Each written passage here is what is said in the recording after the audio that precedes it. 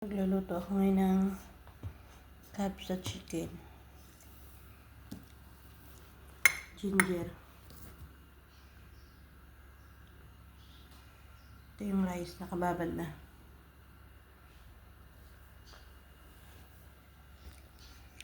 Hati ko lang siya sa 4. Separate ang pakpak.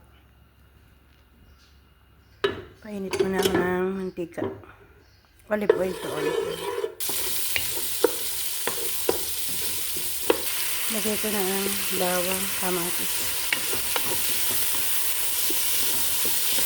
Lambot na yung kamatis. Ito na itong cinnamon. Ito yung ginger.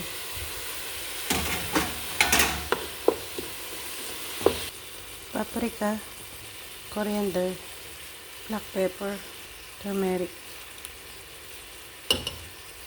salt, cumin powder.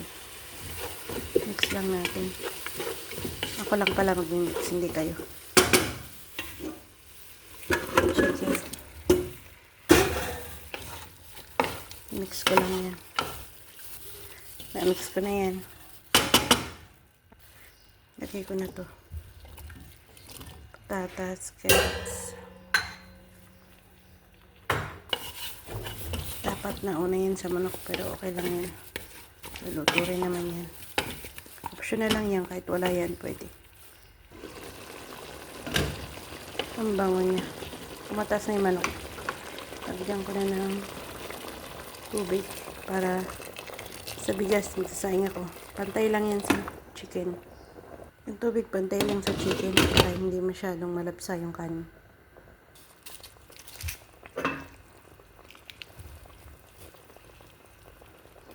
Hayaan ko munang maluto yung manok.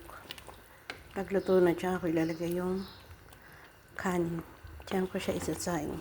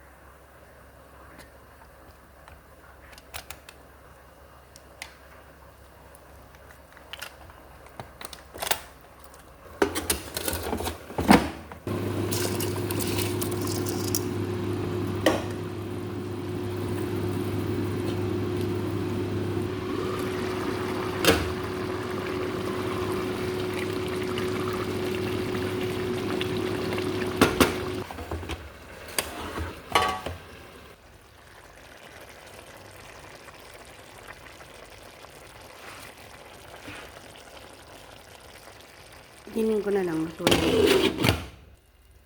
Ito na yan, inin na.